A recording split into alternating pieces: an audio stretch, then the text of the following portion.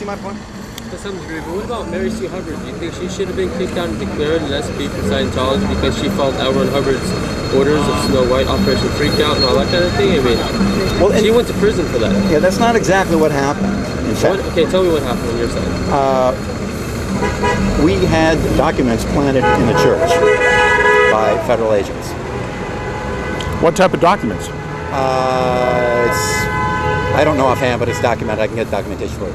Then the churches were raided to find those documents. It's a very common thing that happens with the government.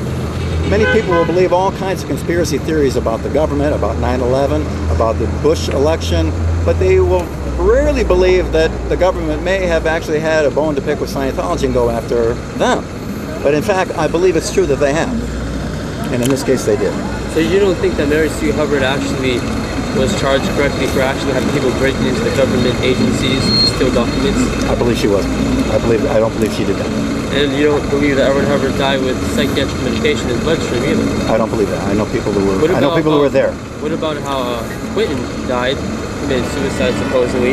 L. Ron Hubbard's, son, and he was gay supposedly, but in Scientology you're not supposed to be gay because that's an aberration. And if you're gay, you're 1-1. No, I have nothing against gay people. I have so many great gay friends. And well, it's policy. A 1-1 equals. That's not policy. A 1-1 is clearly the 1-1 is a gay person. That's what it clearly is. I can call policy for you. I can show you documentations. The first one's what L. Ron Hubbard says. Different times when I've been 1-1. Different times when everybody, you move on that tone scale. You don't just stay in one spot. It specifically says that gay people are 1-1.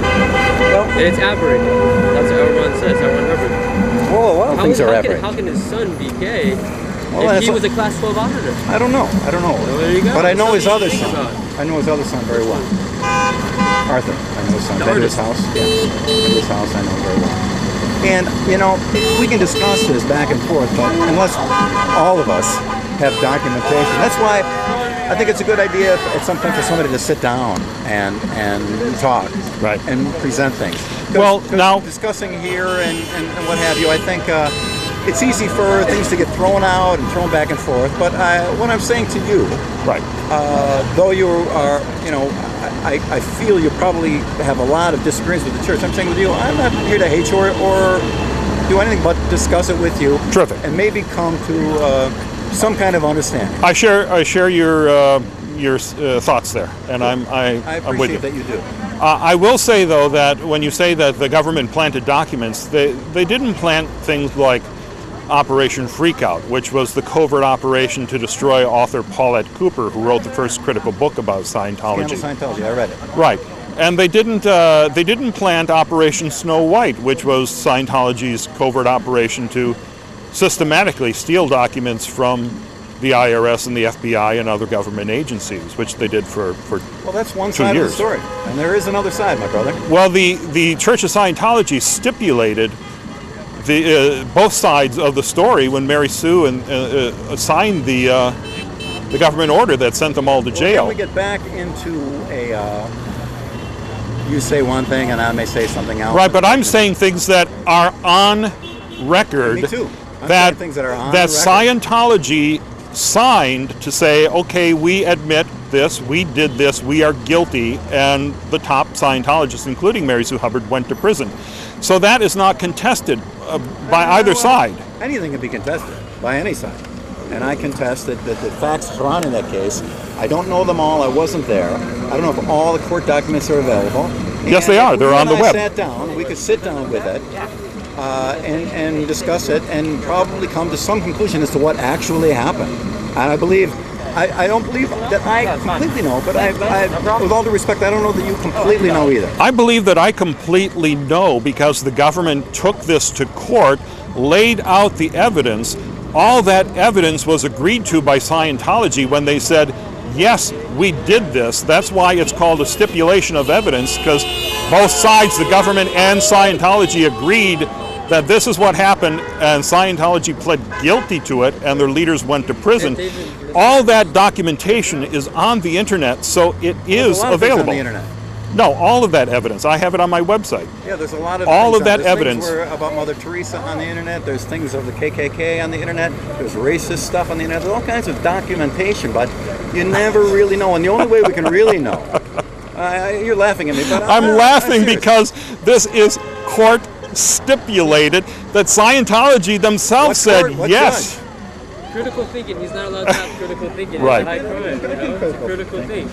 No, you get in a lot of trouble if you do. It's policy. Oh no, I'm critically thinking now. Definitely. You're getting a lot of trouble. No, I'm sure you'll be in there. I'm sure Osa probably sent you out here because when I was in Scientology, Jeff Kiros used to have me go out to San Francisco, Oregon. We had May I make a point? And I would deal with Let him finish his little thing, and then okay. He says, I'm sure Osa sent you out here. On my mother's life, I am here. No one from the church knows I'm here. Right. No one sent me. No one prepped me. No one talked to me about it. Nothing. Nobody knows I'm here. I'll accept my mother's life, I swear to God, and my mom. See, I'm here because I want peace between people who disagree and people who have documentation like yourself. Right. Maybe to come to a point where we can actually sit down and come to conclusions. And who knows who's right or who's wrong. That's my point. Scientology says there is no God. It's on OT8. There is no God. I believe in God. I believe when you there's get to OT8, you're going to realize. I know OT8s who are very religious people. What was that? I know OT8s who are very religious people. Well, when you get on that level, then you can tell if you change your mind. What about how when people are unclear, they're not supposed to get cooled and stuff. They're supposed to have perfect memory. According to the original postulate in Dianetics, he felt that that's what it would be. But in fact, I get colds. I'm clear and I get colds. And so it didn't work. And then, but an OT is not supposed to get, if you are getting sickness, you're obviously connected to an SP, suppressive, your PTS, that's policy. Okay, right? Okay, so how can an OT be PTS? OTs die of cancer every day. True. Okay, there's something wrong there.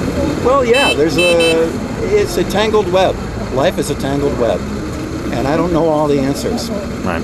I don't know all the answers. I just want to compare a couple of things. When you said, Osa didn't send me here, on my honor, that's not the case. All right, I accept that. That's something that I don't have evidence of one way or the other, and I'll take you at your word for that. Okay. That's one type of anecdotal evidence. Mm-hmm. The other type is what I was talking about with court records, such as Operation Snow White, where there is no dispute about what happened. It is settled. This happened, period. And for you to say it didn't happen or didn't happen that way, that's just wrong. May I interject? I would never be so foolish as to think an organization can't make mistakes or hasn't done something that was wrong or had some people in it that were misguided. I don't know that. And so I would assume that that could very well be the case, that there could be people who were misguided, who were wrong, and did something wrong and maybe admitted to it. And then if it's settled, then you move on. And I do believe, in my heart of hearts, that the real policy now is just don't do anything illegal. You don't do anything, you can't do anything illegal. Even towards the situation here with the people that are protesting today.